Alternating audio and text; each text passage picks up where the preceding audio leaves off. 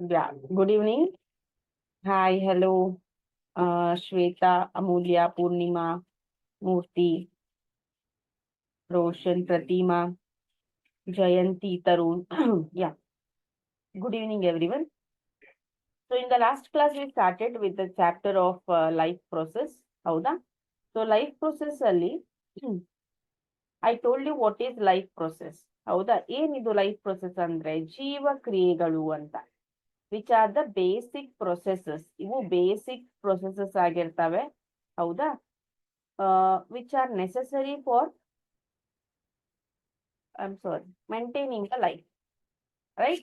So these are called as what? Basic life processes or life processes. Can you tell me which all are the life processes? ಯಾವ life ಪ್ರೊಸೆಸ್ಗಳಿವೆ ಹೇಳ್ತೀರಾ?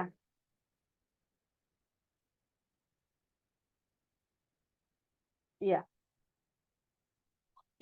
ಯಾವ life process ಬಗ್ಗೆ ನಾವು ನಿನ್ನೆ discuss ಮಾಡಿದ್ವಿ? ನಿನ್ನೆ nutrition ಬಗ್ಗೆ ಡಿಸ್ಕಸ್ ಮಾಡಿದ್ವಿ. ಅದನ್ನ ಬಿಟ್ಟು which all life processes we have? Yes, who is going to answer this?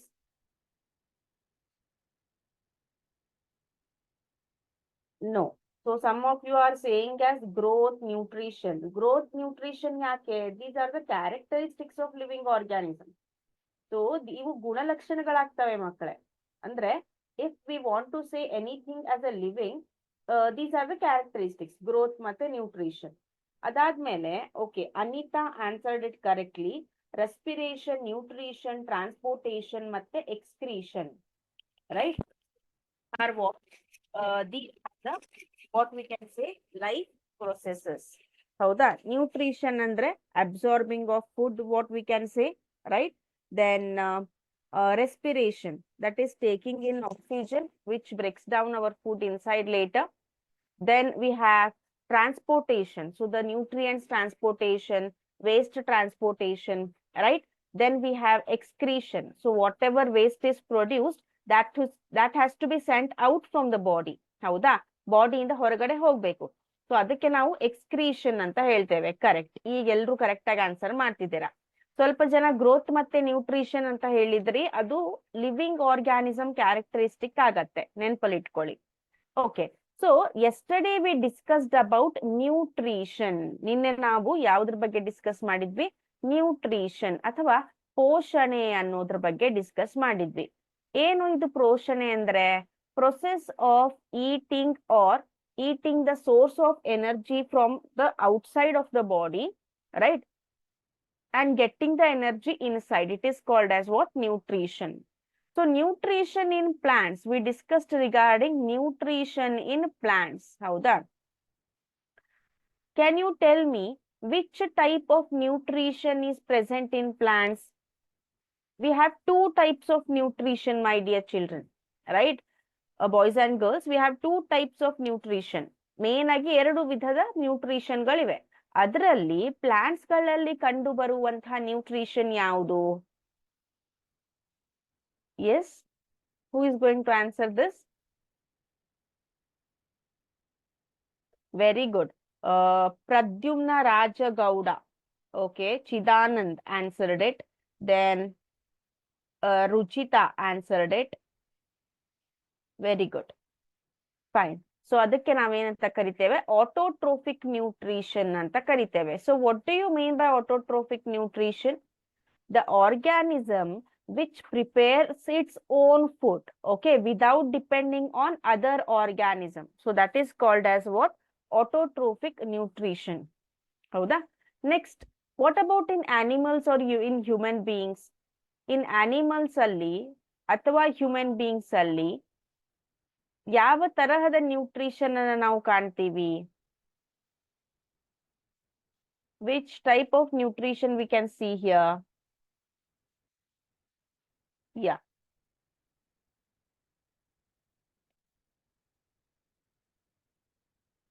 Very good. Who answered this first? Savita answered it. Savita Reddy answered the question. Yeah. What about others? Praveen, Mamata, Shailaj, Karthik. Very good. So, yeah. Most of you answered it correctly. We have heterotrophic type of nutrition in case of what? Animals and human beings. Okay. So in this heterotrophic, again we have three types. One is saprophytic, which feeds on dead and decayed organism. Okay. The next one is parasitic, which feeds on other organism and will not kill the other organism, but will cause damage to the other organism, what we can say, which is called parasitic. Heterotrophically ಮೂರು ವಿಧ, saprophytic, parasitic ಮತ್ತೆ holozoic ಅಂತ. Next we studied the nutrition in plants, ಹೌದಾ? So what is the process by which autotrophic nutrition will be happening in the plants? ಯಾವ process ಇಂದ autotrophic nutrition ಆಗತ್ತೆ plants ಅಲ್ಲಿ? Very good. ಹೇಳಿ. Yeah, holozoic example is amoeba. Very good. ಈಗ ನಾನು ಕೇಳ್ತಾ ಇರೋದು, very good. Pradyumna answered it. Shashikumar answered it. Mamata, Lokesh. So, by the process of photosynthesis, the plants will prepare their own food. So, here, for the photosynthesis, what are the reactants we need? ಏನು reactants ಅಥವಾ ರಾ materials ಬೇಕು ಫೋಟೋಸಿಂಥೆಸಿಸ್ಗೆ? ಈಗ ನೀವು ಮನೇಲಿ tea ಮಾಡಿ ಅಂದಾಗ what you need tea powder, you need water, you need sugar, you need milk. ಅದೇ ರೀತಿ ಫೋಟೋಸಿಂಥೆಸಿಸ್ ಆಗ್ಬೇಕು ಅಂದ್ರೆ ಈ ಒಂದು ಪ್ಲಾಂಟ್ಸ್ ಗಳಿಗೆ ಏನ್ ಬೇಕು ಮಕ್ಕಳೇ?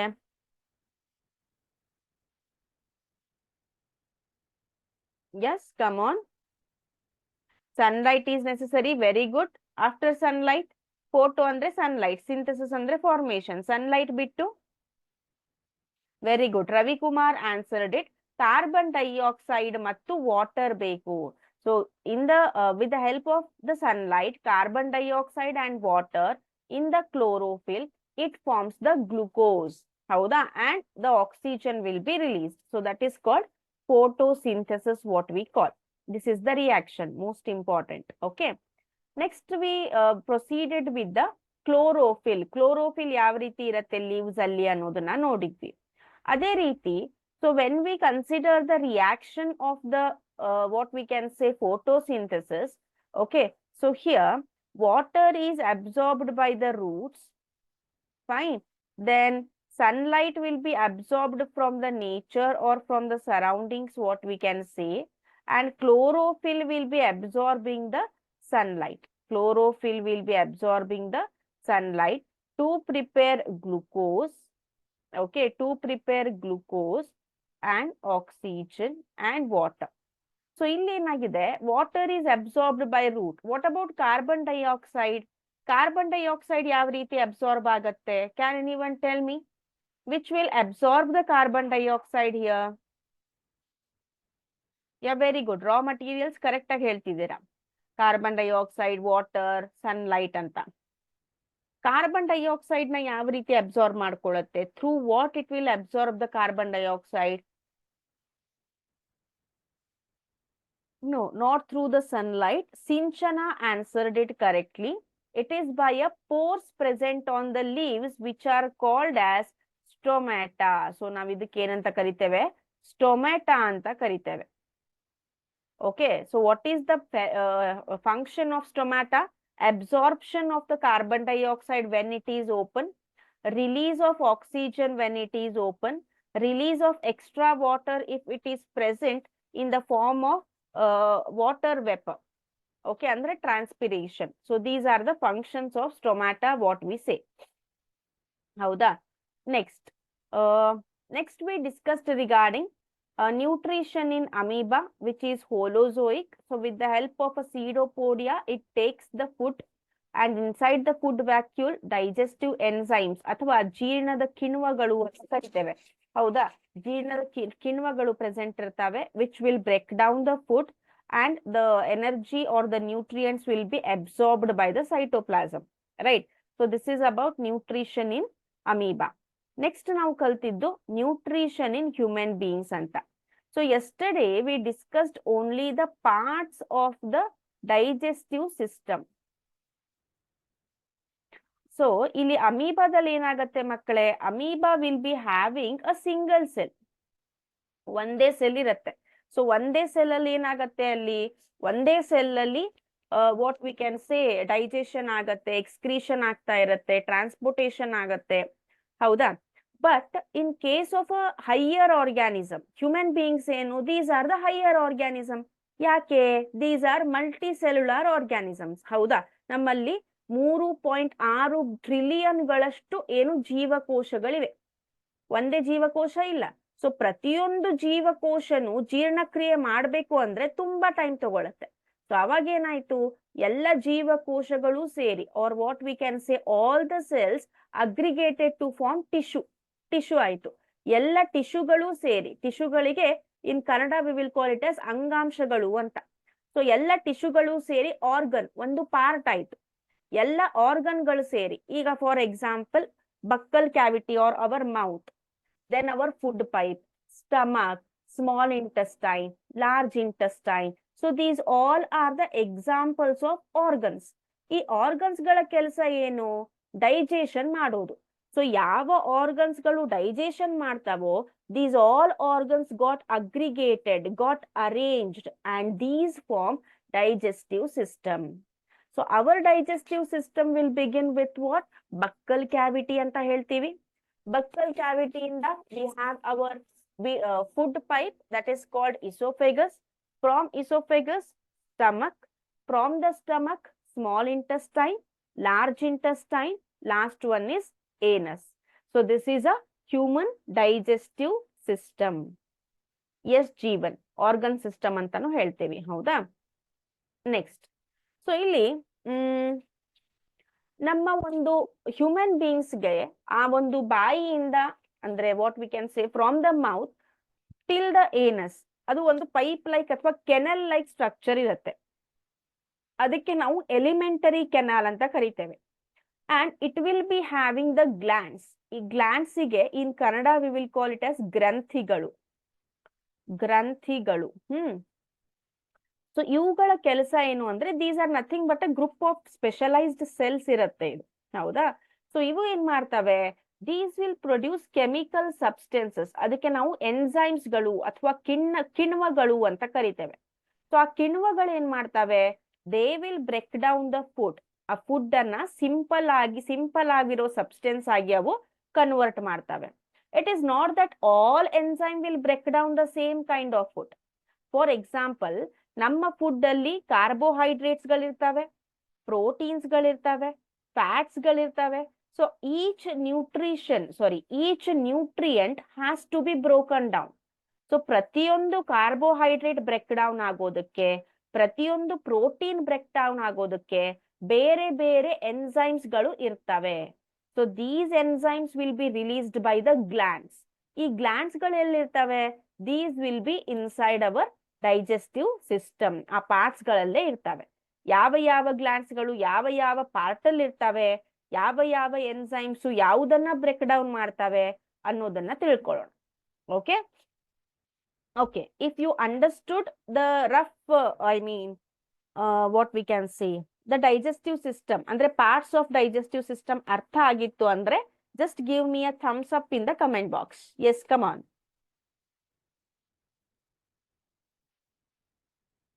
I will come to the glands, okay? Glands na vivaristene.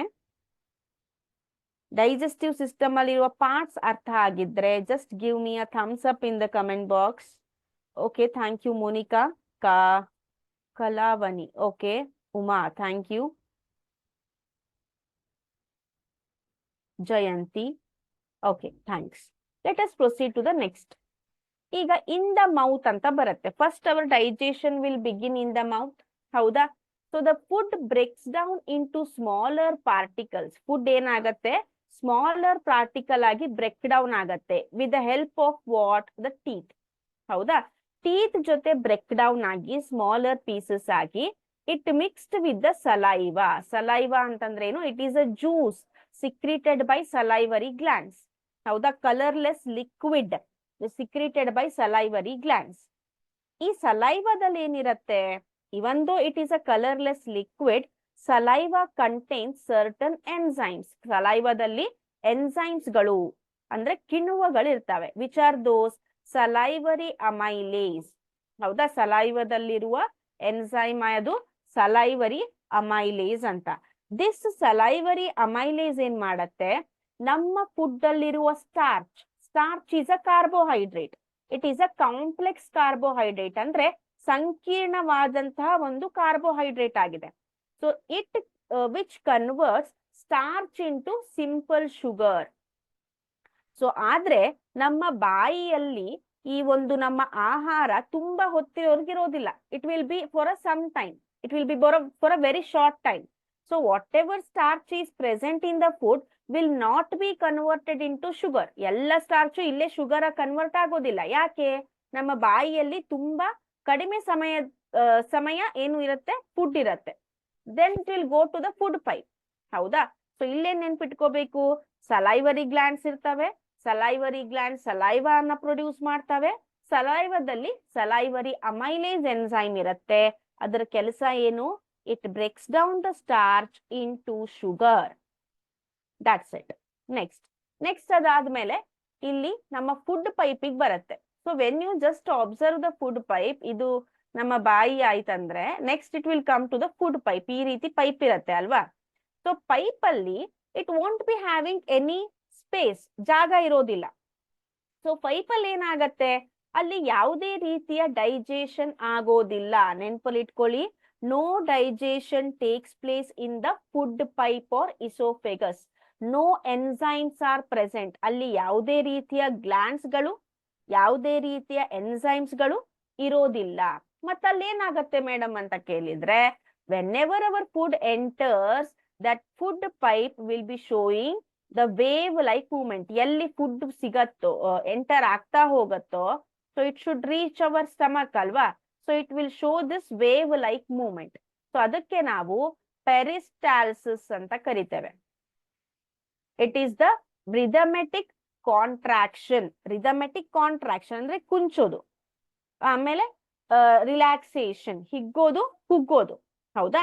The rhythmic contraction and relaxation of the food pipe is called peristalsis. ತದನಂತರ from the food pipe it will go to the stomach.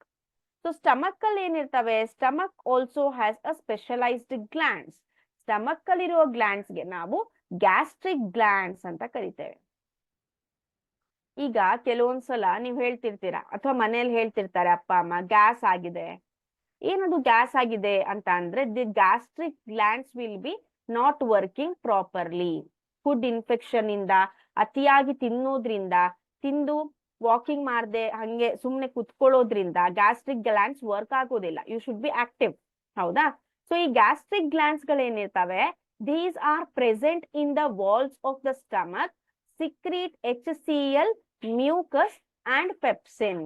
So ಈ ರೀತಿ ನಮ್ಮ stomach ಇರುತ್ತೆ. It will be in the form of a J shaped structure, ಈ ರೀತಿ. Okay? So ಈ walls ಗಳಲ್ಲಿ, ಸ್ಟಮಕ್ಕಿನ walls ಅಲ್ಲಿ ಏನಿರುತ್ತೆ, ಗ್ಲ್ಯಾಂಡ್ಸ್ ಗಳು ಆರ್ ಗ್ಯಾಸ್ಟ್ರಿಕ್ ಗ್ಲ್ಯಾಂಡ್ಸ್ ಗಳು ಇರ್ತವೆ. ಓಕೆನಾ?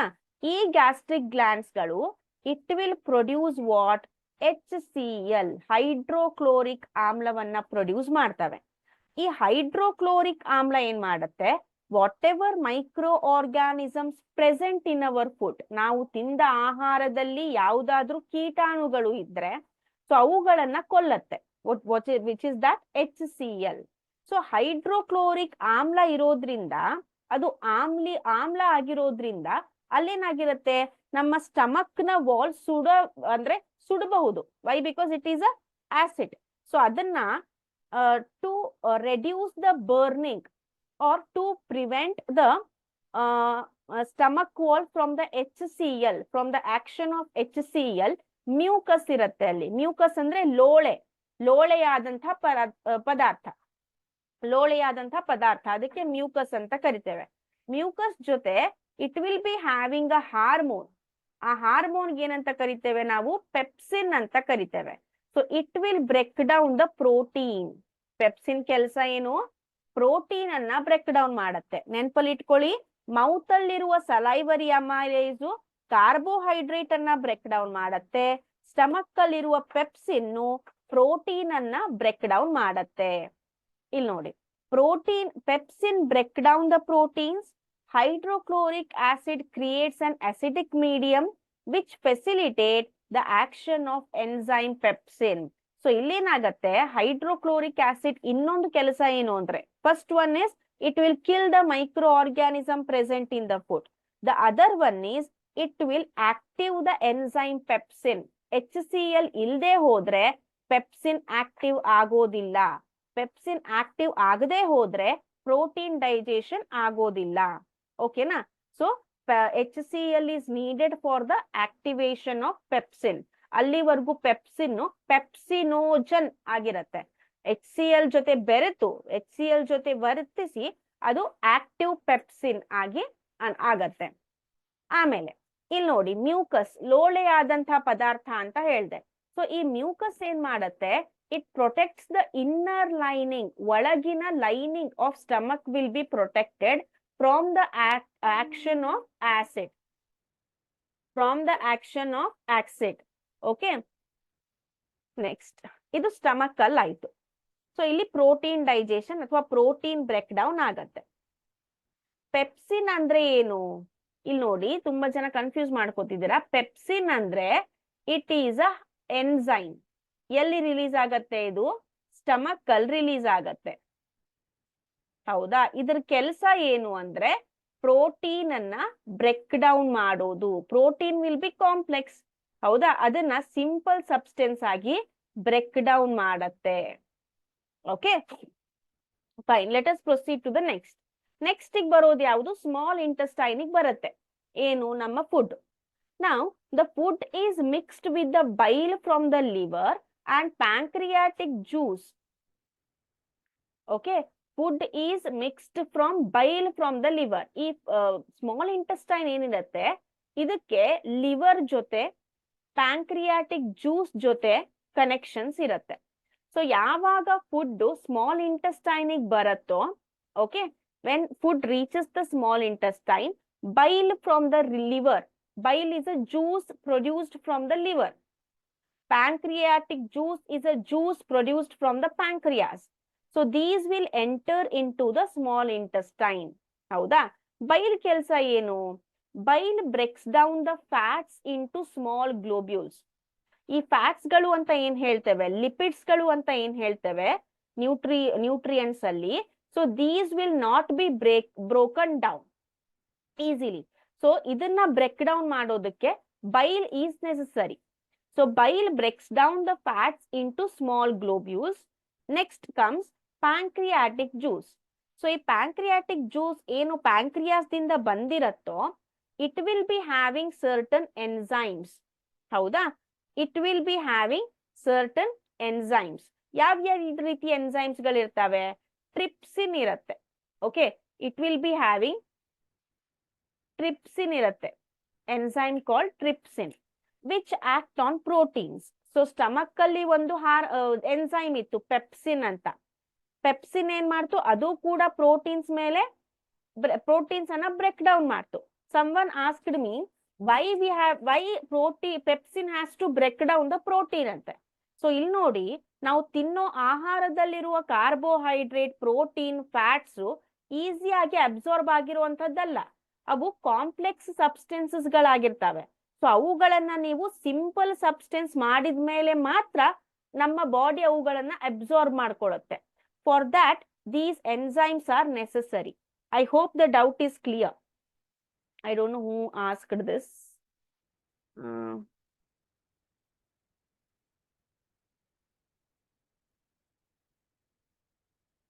Okay, the name is not mentioned properly here. It is as Kim Cook anta. Okay, so why pepsin break down the protein anta kelidare? I answered your question.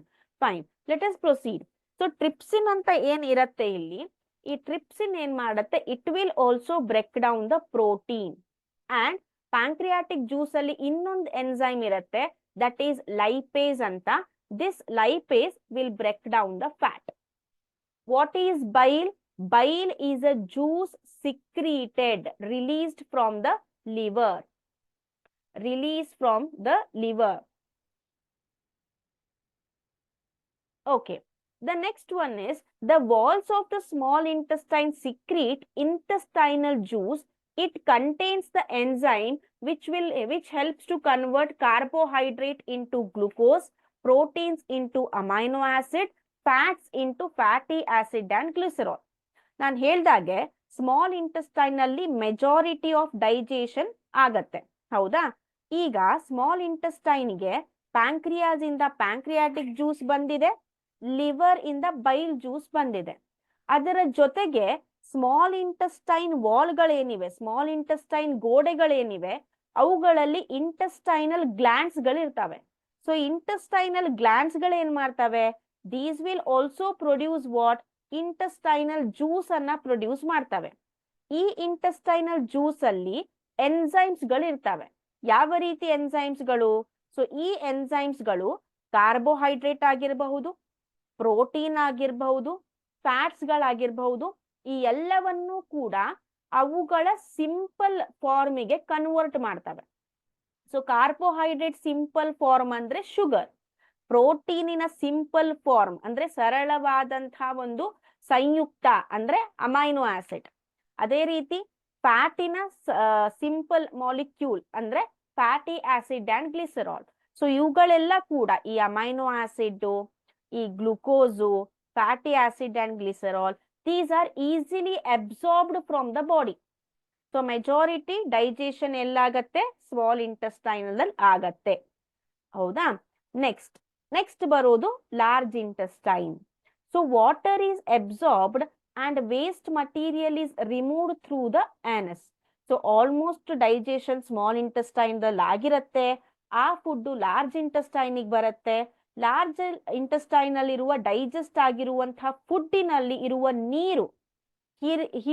ನೀರಿನ ಹೀರುವಿಕೆ ಆಗತ್ತೆ. ಆಮೇಲೆ ಯಾವ food digest ಆಗಿಲ್ವೋ ಅದು anus ನ ಮುಖಾಂತರ ಹೊರಗಡೆ ಹೋಗತ್ತೆ. Okay, so this is how nutrition takes place in the human beings. Okay, so just wait for a minute, I will show you the video.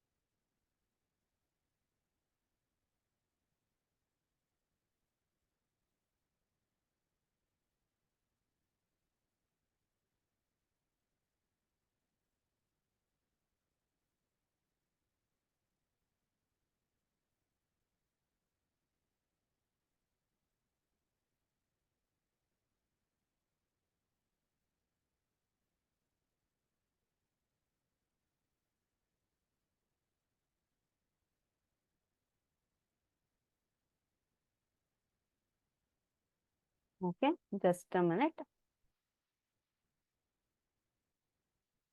ಇನ್ನು ಶೇರ್ ಮಾಡಿಲ್ಲ ನಾನು ವಿಡಿಯೋನ, ಒಂದ್ ನಿಮಿಷ.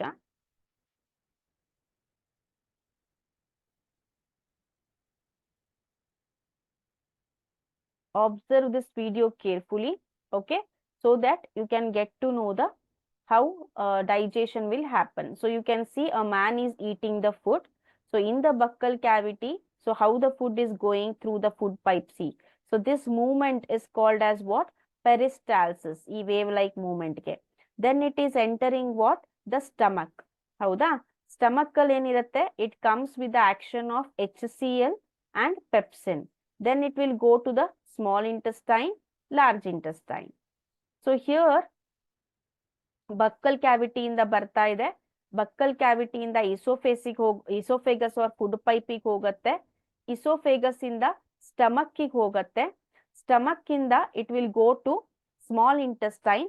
small intestine in the large intestine, rectum and anus. Okay. Now let us see what will happen in the buccal cavity.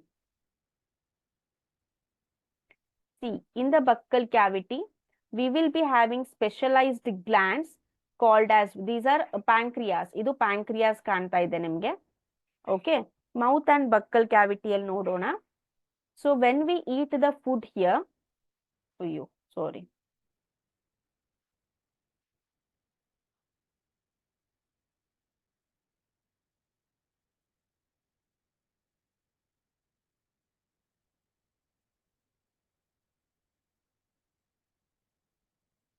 Very good, Rangaswamy. If you saw the video, well and good. Okay.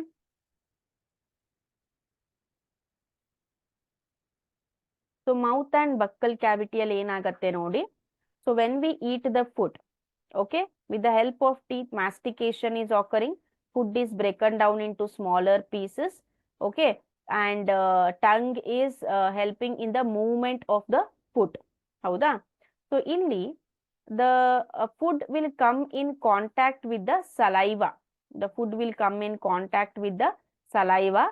Salivary amylase is present here, okay, which will break down the starch.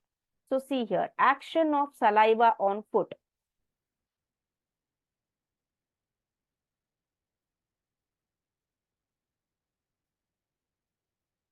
So salivary glands will be present.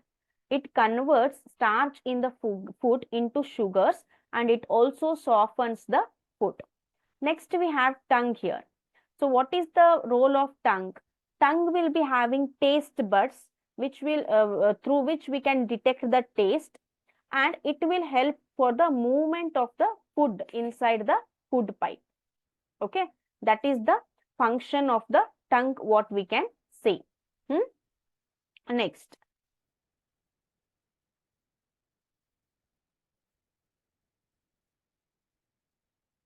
Next we have esophagus. So esophagus will be narrower, ತುಂಬಾ ತೆಳುವಾಗಿರುತ್ತೆ. So ಅಲ್ಲಿ ಯಾವುದೇ ರೀತಿಯಾದಂತಹ digestion ಆಗೋದಿಲ್ಲ. You can see the peristaltic movement of the food. Peristaltic movement ಅನ್ನ ನೀವು ನೋಡಬಹುದು, right?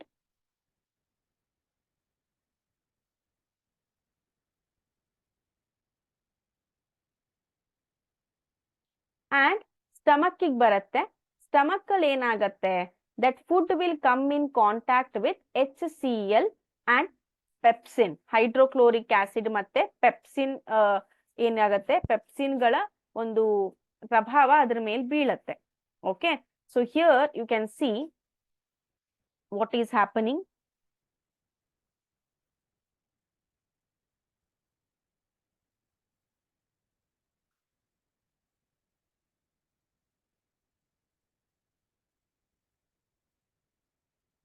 So pepsin will be breaking down the proteins.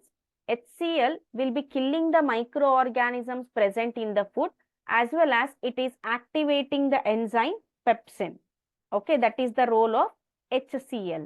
Next we have is small intestine. So small intestine the ಏನಾಗತ್ತೆ? It will be having connection with the liver as well as pancreas.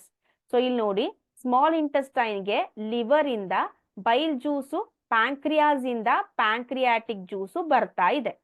So bile juice ಏನ್ ಮಾಡತ್ತೆ? So ನೋಡಿ, liver ಇಂದ ಬರುವಂತಹ bile juice, you can see the liver there, ಹೌದಾ? So liver ಇಂದ ಬರುವಂತಹ bile juice ಏನ್ ಮಾಡತ್ತೆ? It will break down the fats into fat globules. Fat ಗಳು ತುಂಬಾ ದೊಡ್ಡದಾದ globule ಆಗಿರುತ್ತೆ. So it will break down the fat into fat globule. ಅದೇ ರೀತಿ ಪ್ಯಾಂಕ್ರಿಯಾಸ್ ಏನ್ ನೋಡ್ತಾ ಇದ್ದೀರಾ ಇಲ್ಲಿ, ದಿಸ್ ಇಸ್ ಅ ಪ್ಯಾಂಕ್ರಿಯಾಸ್, ಹೌದಾ?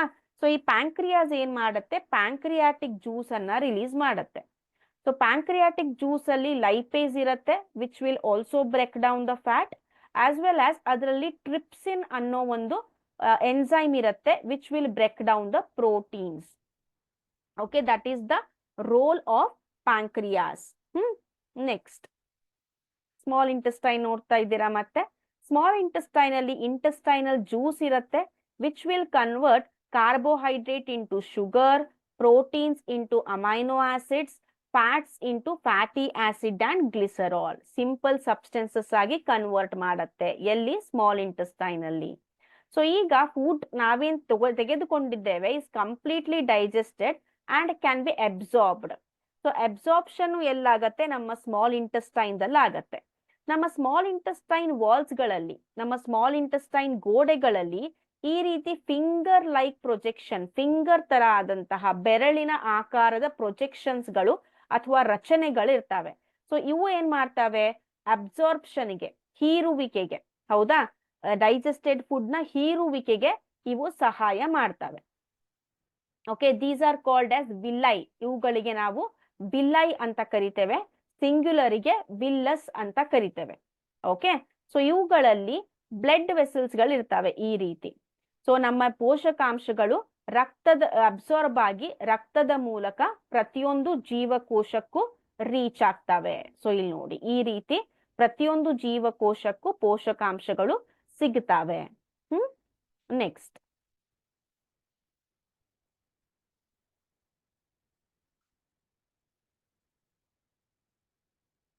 ಅದಾದ್ಮೇಲೆ ಅಬ್ಸಾರ್ಪ್ಷನ್ ಅಥವಾ ಹೀರುವಿಕೆ ಆಯ್ತು. ದ ಅನ್ಡೈಜೆಸ್ಟೆಡ್, ಯಾವ ಫುಡ್ ಡೈಜೆಸ್ಟ್ ಆಗಿಲ್ಲ, ಯಾವ ಫುಡ್ ಅಬ್ಸಾರ್ಬ್ ಆಗಿಲ್ಲ, ಅದು ಲಾರ್ಜ್ ಇಂಟೆಸ್ಟೈನ್, ದೊಡ್ಡ ಕರಳಿಗೆ ಎಂಟ್ರಿ ಹೊಡೆಯತ್ತೆ. ದೊಡ್ಡ ಕರಳಿನಲ್ಲಿ ರೆಕ್ಟಮ್ ಅನ್ನೋ ಒಂದು ಪಾರ್ಟ್ ಇರುತ್ತೆ, ರೆಕ್ಟಮ್ ಅನ್ನೋ ಒಂದು ಭಾಗ ಇರುತ್ತೆ. ಸೊ ಅಲ್ಲಿ ಈ ಒಂದು ನಮ್ಮ ಅನ್ಡೈಜೆಸ್ಟೆಡ್, ಜೀರ್ಣವಾಗದ ಆಹಾರ ಸ್ಟೋರ್ ಆಗತ್ತೆ. ಟೈಮ್ ಬಂದಾಗ ಇದನ್ನ ಏನಸ್ ಮುಖಾಂತರ ನಾವು ಹೊರಗಡೆ ಹಾಕ್ತೇವೆ. ಸೊ ಈ ರೀತಿ ಡೈಜೆಷನ್ ಅಥವಾ ಜೀರ್ಣಕ್ರಿಯೆ ಏನಾಗತ್ತೆ? ಹ್ಯೂಮನ್ ಬೀಯಿಂಗ್ಸ್ ಅಲ್ಲಿ ನಡೆಯುತ್ತೆ. Okay, I hope it is clear now. Okay, good. Next, so ಇಲ್ಲಿ ನೋಡಿ, this is an image. If you want you can take the screen shot of it. So ಇದರಲ್ಲಿ ಎಲ್ಲದರದ್ದು ಫಂಕ್ಷನ್ಸ್ ಗಳನ್ನ ಬರ್ದಿದ್ದೇವೆ. ಮೌತ್ ಅಲ್ಲಿ ಏನಾಗತ್ತೆ, ಅದೇ ರೀತಿ ನಮ್ಮ ಸಲೈವರಿ ಗ್ಲ್ಯಾಂಡ್ ಏನ್ ಮಾಡತ್ತೆ, ಫ್ಯಾರಿಂಗ್ಸ್ ಅಥವಾ ಇಸೋಫೆಗಸ್ ಅಲ್ಲಿ, ಫುಡ್ ಪೈಪ್ ಅಲ್ಲಿ ಏನಾಗತ್ತೆ, ಲಿವರ್ ಅಲ್ಲಿ ಏನಾಗತ್ತೆ. So this you can take the screen shot, please do it. Okay, glands ಗಳು ಕಾಣಿಸೋದಿಲ್ಲ ಅಮ್ಮ, glands will be microscopic. Intestinal walls ಅಲ್ಲಿ ಗ್ಲ್ಯಾಂಡ್ಸ್ ಇರ್ತವೆ. ನೀಟಾಗಿ ತಿಳ್ಕೊಂಡು ಕ್ವಶನ್ ಕೇಳಬೇಕು, ಸುಮ್ನೆ ಕ್ವಶನ್ ಕೇಳಬೇಕು, ನನ್ನ ಹೆಸರು ಹೇಳ್ಬೇಕು ಕಮೆಂಟ್ ಬಾಕ್ಸ್ ಅಲ್ಲಿ ಅಂತ ಕ್ವಶನ್ ಕೇಳೋ ಹಾಗಿಲ್ಲ. ಓಕೆ,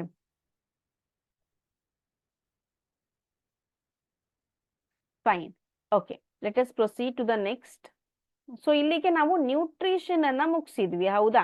ಪೋಷಣೆ ಯಾವ ರೀತಿ ಆಗತ್ತೆ ಮನುಷ್ಯರಲ್ಲಿ, ಮಾನವರಲ್ಲಿ ಅನ್ನೋದನ್ನ ಮುಗಿಸಿದ್ವಿ. ಈಗ ರೆಸ್ಪಿರೇಷನ್. ಏನಿದು ರೆಸ್ಪಿರೇಷನ್ ಅಂದ್ರೆ? ಸೊ ರೆಸ್ಪಿರೇಷನ್ ಅಂದ್ರೆ ಏನ್ ತಿಳ್ಕೊಂಡಿದ್ವಿ? It is the process by which organic matters break down in the cell ಅಂತ, ಹೌದಾ? Organic matter break down in the cell.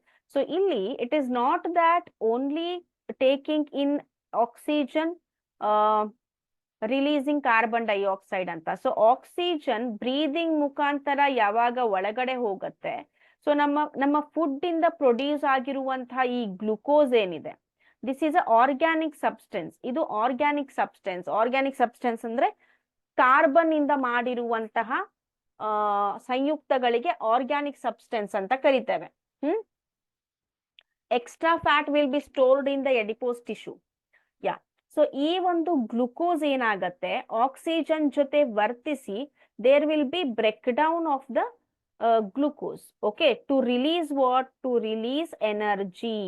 Energy release ಆಗೋದಕ್ಕೆ, ಹೌದಾ? So this is called as respiration. So respiration main focus ಏನು ಅಂದ್ರೆ to release the energy ಅಂತ ಹೇಳ್ಬಹುದು.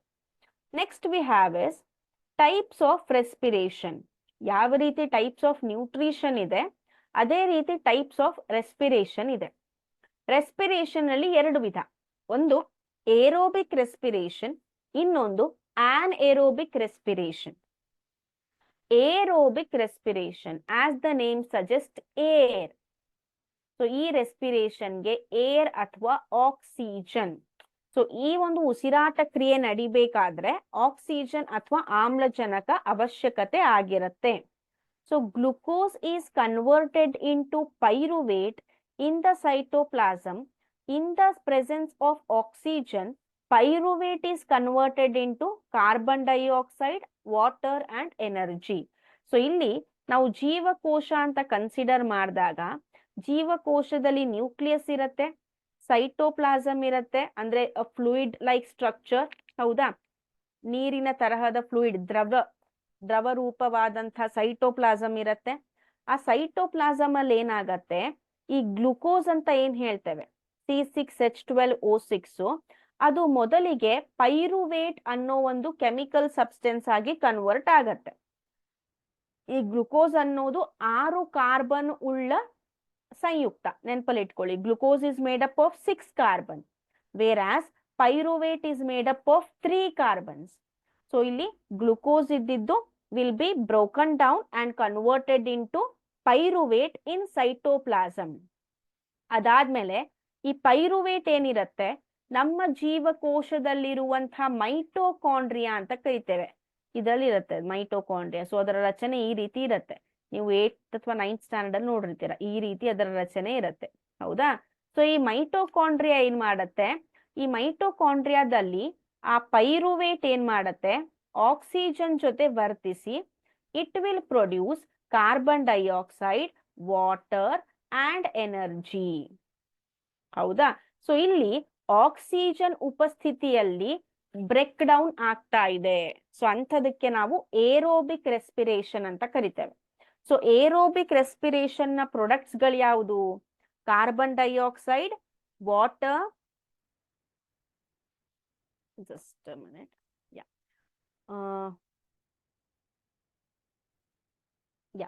So carbon dioxide, water and energy, ಹೌದಾ. ಅದೇ ರೀತಿ ಆನೆರೋಬಿಕ್ ಅಂತ ಬರುತ್ತೆ. ಆನೆರೋಬಿಕ್ ಎಲ್ಲಿ ನಡೆಯುತ್ತೆ ಅಂದ್ರೆ ಕೆಲವೊಂದಿಷ್ಟು ಸೂಕ್ಷ್ಮ ಜೀವಿಗಳಲ್ಲಿ, ಈಸ್ಟ್ ಅಂತ ಏನ್ ಹೇಳ್ತೇವೆ, ಈಸ್ಟ್ ಅಂದ್ರೆ ಅದು ಫಂಗೈಗೆ ಎಕ್ಸಾಂಪಲ್. ಸೊ ಈಸ್ಟ್ ಅಲ್ಲಿ ಏನಾಗತ್ತೆ, glucose is converted into pyruvate. ಅಲ್ಲೂ ಕೂಡ 6 ಕಾರ್ಬನ್ ಉಳ್ಳ ಗ್ಲುಕೋಸು 3 ಕಾರ್ಬನ್ ಉಳ್ಳ ಪೈರುವೇಟ್ ಆಗಿ ಪರಿವರ್ತನೆ ಹೊಂದತ್ತೆ. ಬಟ್ ಇಲ್ಲಿ ಸಾರಿ, ಇಲ್ಲಿ ಆಕ್ಸಿಜನ್ ಅನುಪಸ್ಥಿತಿಯಲ್ಲಿ, please listen carefully, in the absence of oxygen or oxygen ಅನುಪಸ್ಥಿತಿಯಲ್ಲಿ ಈ ಪೈರುವೇಟ್ ಏನಾಗತ್ತೆ, it is converted into ethanol, energy and carbon dioxide. So ಇಲ್ಲಿ ಪ್ರೊಡಕ್ಟ್ಸ್ ಗಳೇನೇನು, ಆನೆರೋಬಿಕ್ ರೆಸ್ಪಿರೇಷನ್ದು ಎನರ್ಜಿ ಪ್ರೊಡ್ಯೂಸ್ ಆಗತ್ತೆ, ಕಾರ್ಬನ್ ಡೈಆಕ್ಸೈಡ್ ಪ್ರೊಡ್ಯೂಸ್ ಆಗತ್ತೆ, ಅದರ ಜೊತೆಗೆ ಆಲ್ಕೋಹಾಲ್ ಪ್ರೊಡ್ಯೂಸ್ ಆಗತ್ತೆ, which is called as ethanol. ಇದಕ್ಕೆ ನಾವೇನಂತ ಕರಿತೇವೆ, ಇಥನಾಲ್ ಅಂತ ಕರಿತೇವೆ, ರೈಟ್. ಸೊ ಇದು ಈಸ್ಟಲ್ ಆಗತ್ತೆ, ಸಾಮಾನ್ಯವಾಗಿ ಈಸ್ಟಲ್ ಆಗತ್ತೆ. ಇನ್ನು ನಮ್ಮ ಹ್ಯೂಮನ್ ಬೀಯಿಂಗ್ಸ್ಗೆ ಬಂದಾಗ, ಮನುಷ್ಯರಲ್ಲಿ ಬಂದಾಗ, ಸೊ ನಮ್ಮಲ್ಲಿ ಏರೋಬಿಕ್ ರೆಸ್ಪಿರೇಷನ್ ಆಗ್ತಾ ಇರುತ್ತೆ. ಬಟ್ ಕೆಲವೊಂದು ಟೈಮ್ ಅಲ್ಲಿ ಯಾವಾಗ ನಮ್ಮ ಜೀವಕೋಶಗಳಿಗೆ ಅವಕ್ಕೆ ಎಷ್ಟು ಬೇಕೋ ಅಷ್ಟು ಆಕ್ಸಿಜನ್ ಸಿಗದೆ ಹೋದ್ರೆ, ಲ್ಯಾಕ್ ಆಫ್ ಆಕ್ಸಿಜನ್ ಅಥವಾ ಆಮ್ಲಜನಕದ ಕೊರತೆಯಿಂದಾಗಿ ಅವೇನ್ ಮಾಡ್ತವೆ, in the absence of oxygen pyruvate will be converted into lactic acid. So pyruvate ಅಲ್ಲಿ ಲ್ಯಾಕ್ಟಿಕ್ ಆಸಿಡ್, ಕಾರ್ಬನ್ ಡೈಆಕ್ಸೈಡ್ ಮತ್ತೆ ಎನರ್ಜಿ ಆಗಿ ಕನ್ವರ್ಟ್ ಆಗತ್ತೆ. ಸೊ ಫಾರ್ ಎಕ್ಸಾಂಪಲ್, ನೀವು ಓಡೋವಾಗ, ಸೊ ನಿಮ್ಮ ಸ್ನಾಯುಗಳ ಜೀವಕೋಶಗಳಿಗೆ the muscle cells will not get enough oxygen while running. So then the muscle cells will undergo anaerobic respiration. Then they produce lactic acid. Anaerobic respiration ಗೆ ಒಳಗಾಗ್ತವೆ, lactic ಆಮ್ಲವನ್ನ produce ಮಾಡ್ತವೆ. So when the lactic acid is produced, you will get that cramps. ಅಂದ್ರೆ ಓಡಿ ಬಂದಾಗ ಹಿಡ್ಕೊಂಡಂಗ ಆಗತ್ತೆ. ಸ್ವಲ್ಪ sports time ಅಲ್ಲಿ ನೀವು ಅನುಭವಿಸಿರ್ತೀರಾ, ತುಂಬಾ ಜಾಸ್ತಿ ಓಡ್ದಾಗ, ಜಿಗಿದಾಗ, ಸೊ ಕಾಲು ಹಿಡ್ಕೊಂಡಂಗ ಆಗತ್ತೆ, ಜುಮ್ ಅಂದಂಗ ಆಗತ್ತೆ. It is due to the anaerobic respiration of muscle cells which produced lactic acid. Lactic ಆಮ್ಲದ ಸಿಕ್ರೀಷನ್ ಇಂದ ಅಥವಾ ಪ್ರೊಡಕ್ಷನ್ ಇಂದ ಆ ರೀತಿ ನಿಮ್ಗೆ ಆಗತ್ತೆ. So how many types of respiration we have? 2 types of respiration we have aerobic respiration, anaerobic respiration. And ಈ ಒಂದು ಫ್ಲೋ ಚಾರ್ಟ್ ಏನಿದೆ it is also there in your text book which is most important. ಈ ಪೂರ flow chart ನಿಮಗೆ ಗೊತ್ತಾಗ್ಬಿಟ್ರೆ ನೀವು respiration concept ನಿಮಗೆ ಗೊತ್ತಾದಂಗೆ ಓಕೆನಾ. So ಇಲ್ಲಿ ನೋಡಿ ಗ್ಲುಕೋಸ್ ಇದೆ. ಸೊ ಗ್ಲುಕೋಸು 6 ಕಾರ್ಬನ್ ಕಾಂಪೌಂಡ್, ಅದರಲ್ಲಿ ಎಷ್ಟು ಕಾರ್ಬನ್ ಇರ್ತವೆ? 6 ಕಾರ್ಬನ್ಗಳು ಇರ್ತವೆ. ಸೊ ಅದು ಸೈಟೋಪ್ಲೈಸಮ್ ಅಲ್ಲಿ ಪೈರುವೇಟ್ ಆಗಿ ಏನಾಗತ್ತೆ? ಬ್ರೇಕ್ ಡೌನ್ ಆಗತ್ತೆ. ಪೈರುವೇಟ್ ಅಲ್ಲಿ 3 ಕಾರ್ಬನ್ ಕಾಂಪೌಂಡ್ ಇರುತ್ತೆ. It is a 3 carbon.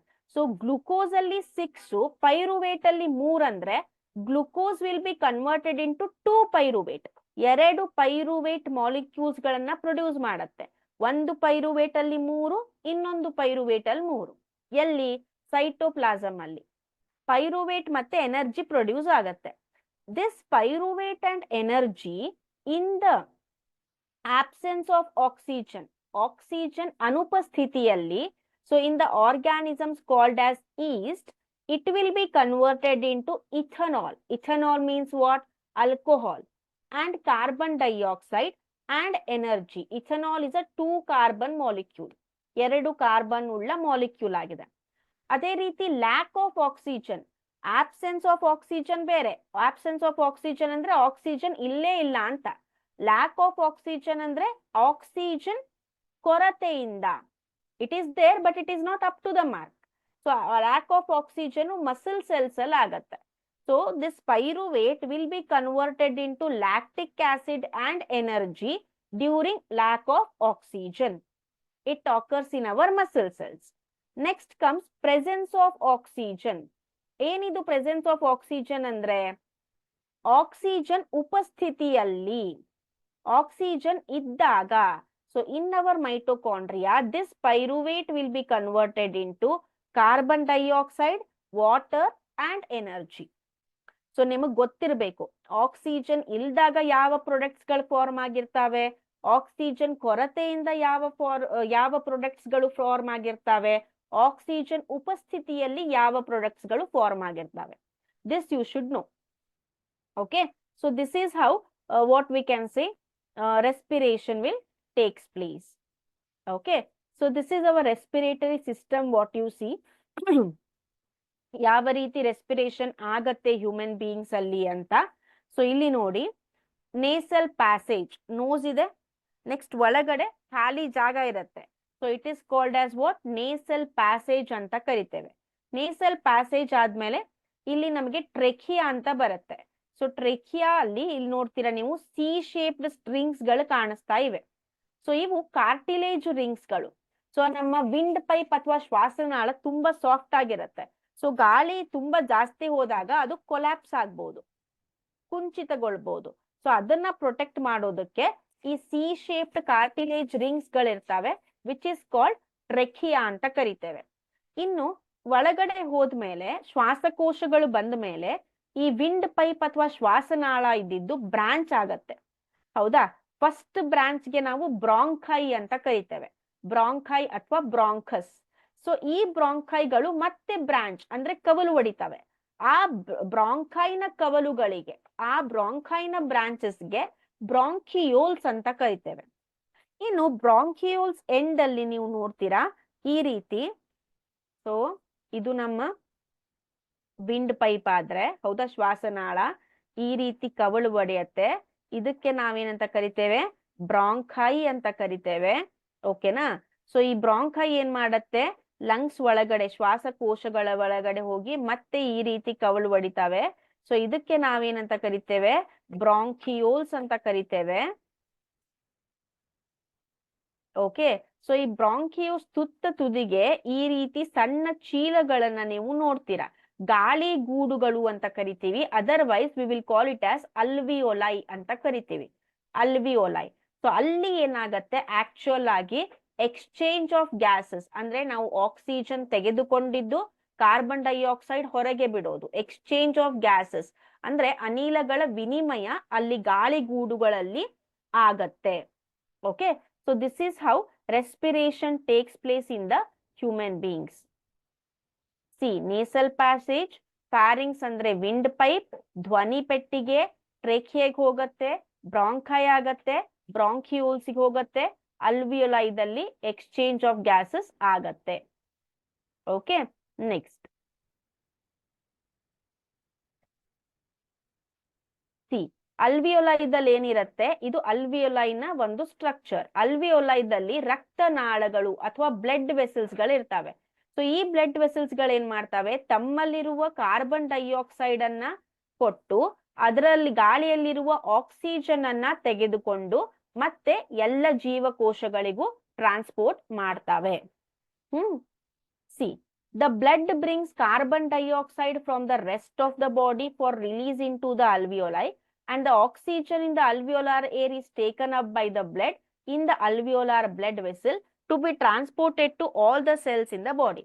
alveoli blood with carbon dioxide ಬರುತ್ತೆ. ಅದೇ ರೀತಿ the whatever oxygen we absorbed that will be also traveled with blood to the alveoli. So ಅಲ್ಲಿ exchange ಆಗಿ oxygen ಸಹಿತವಾದಂತಹ blood it will be transported to all the body parts. Carbon dioxide ಇಂದ ಬರುವಂತಹ ಅಂದ್ರೆ carbon dioxide ಸಹಿತವಾದಂತಹ blood it will be released in the form of carbon dioxide that is in gaseous form. Okay, next we have is mechanism of breathing ಅಂತ. ಯಾವ ರೀತಿ breathing ಆಗತ್ತೆ, okay, so ಅದನ್ನ ನಾವೇನ್ ಮಾಡ್ತೀವಿ ನಾಳೆ ತಿಳಿದುಕೊಳ್ಳೋಣ. ಮೆಕ್ಯಾನಿಸಮ್ ಆಫ್ ಬ್ರೀದಿಂಗ್ ಅನ್ನ ನಾಳೆ ಸ್ಟಾರ್ಟ್ ಮಾಡ್ತೀನಿ. ಓಕೆನಾ, fine. So if you got any doubt you can ask me tomorrow, and please don't forget to comment how was the class. Okay, so let me end up the session here. Have a nice day. Take care. Bye bye.